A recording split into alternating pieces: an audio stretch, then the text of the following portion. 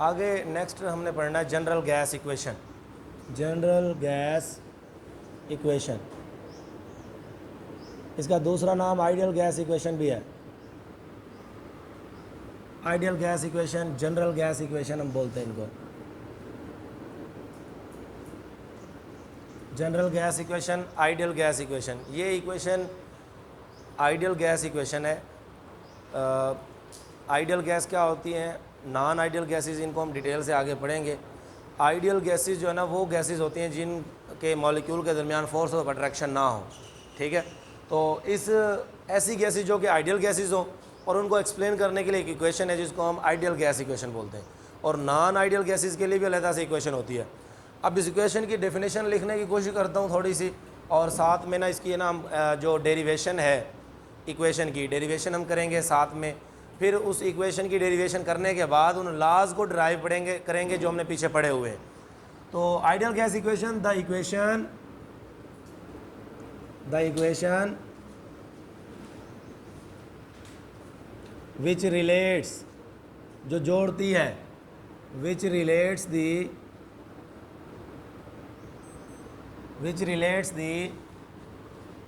Temperature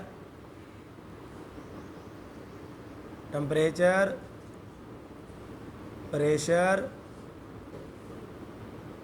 and volume of the gas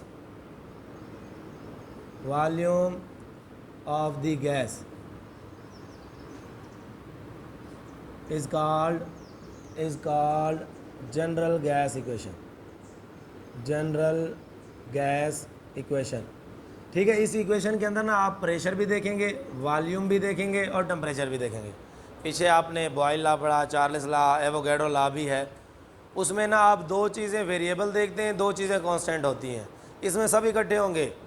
तो इस equation को हम आइडियल गैस इक्वेशन बोलेंगे। और ये इक्वेशन क्या है, PV is equal to nRT, ये वाली इक्वेशन है।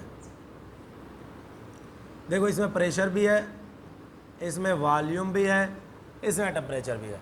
इस इक्वेशन को हम आइडियल गैस इक्वेशन बोलते हैं। और इसकी डेरिवेशन कि कैसे इसको अखज़ करना है।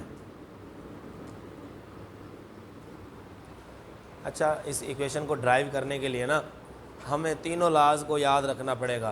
पहला लॉ क्या था, Boyle law, pressure and volume are inversely proportional to each other, ठीक है। This equation can be derived, इसको अखज़ किया जा सकता है by the help of the gas laws की मदद से। और गैस लॉज कौन से थे, पहला था जी Boyle law, pressure and volume inversely proportional to each other. दूसरा लॉ क्या था, Charles law, volume and temperature are directly proportional to each other. और तीसरा लॉ जो है ना वो एवोगैड्रो लॉ है, वो ये कहता है कि volume of the gas is directly proportional to the number of molecules of gas. जितने गैस के मॉलिक्यूल्स ज़्यादा होंगे उतना ही गैस का वॉल्यूम ज़्यादा होगा। इन तीनों लॉज को हमारे पास जी पहले बॉयल लॉ है। बॉयल लॉ क्या कहता है कि pressure and volume are inversely proportional. कब, when T and N are held constant, जब ये दोनों कांस्टेंट हो, हेल्ड कांस्टेंट। अगर टेम्परेचर और number of moles of gas constant हो, इसको हम बोलते हैं बॉयल लॉ,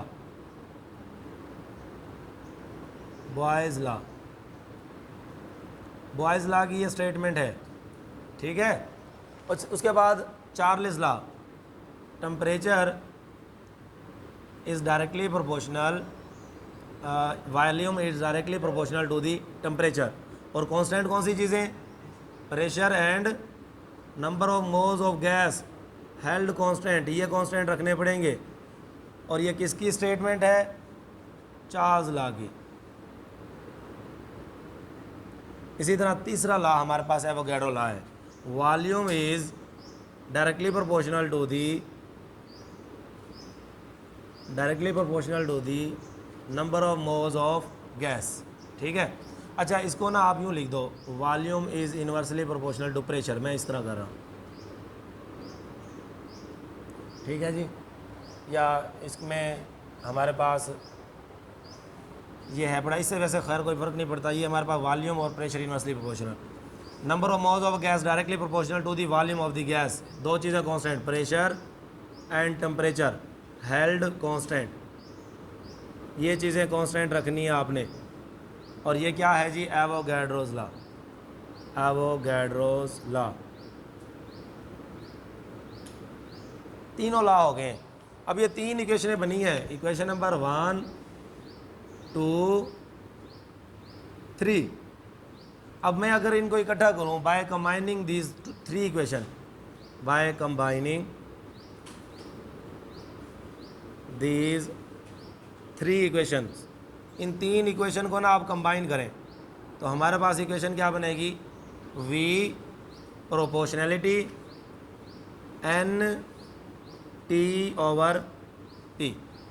देखो जो चीज़ ओवर के नीचे है उसको हमने नीचे लिख दिया, जो ऊपर है उनको हमने ऊपर लिख दिया, V को एक ही मरतबा लिख दिया।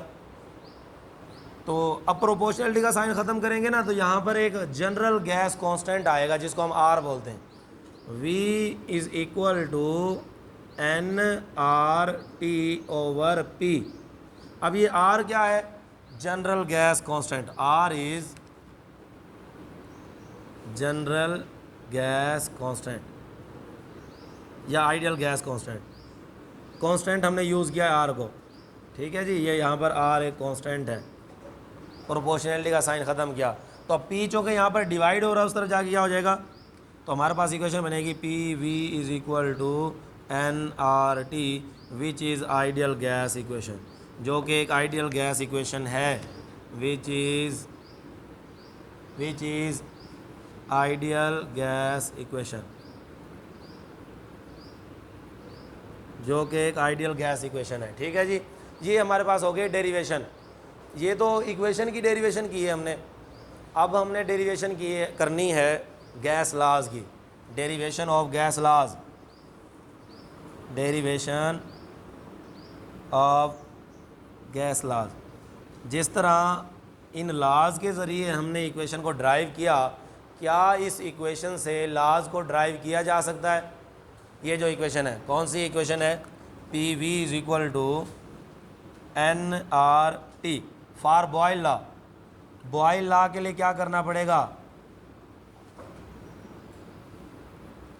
कौन सी चीज़ें कांस्टेंट रखनी है हमने? एक हमने number of moles of gas और दूसरा टेम्परेचर, और R तो वैसे एक ही कांस्टेंट है। तो एक तो T and N are held constant. अगर इनको हम कांस्टेंट रख दें, अगर इनको कांस्टेंट रखा जाए तो हमारे पास इक्वेशन ये बनेगी PV is equal to R, और V अगर इस तरह आके नीचे डिवाइड हो जाए तो ये P is equal to R over V। और आप जानते हैं प्रोपोर्शनैलिटी का साइन लगाना हो तो R लगाते हैं, ख़त्म करना हो तो। और अगर हम R ख़त्म करेंगे तो दोबारा से प्रोपोर्शनैलिटी का साइन आ जाएगा। P is inversely proportional to the volume. और ये क्या है? Which is Boyle law. इस तरह से हमने बॉयल्स लॉ को ड्राइव कर लिया है with the help of ideal gas equation. अब हम दूसरे लॉ की डेरिवेशन करते हैं। दूसरा लॉ क्या है? Charles law. चार्ल्स लॉ, इसको ड्राइव करने के लिए हम क्या चीज़ कांस्टेंट रखेंगे? Pressure and number of moles of gas are held constant. इनको कांस्टेंट रखना है। जब कांस्टेंट रखेंगे तो क्या हमारे पास आएगा? PV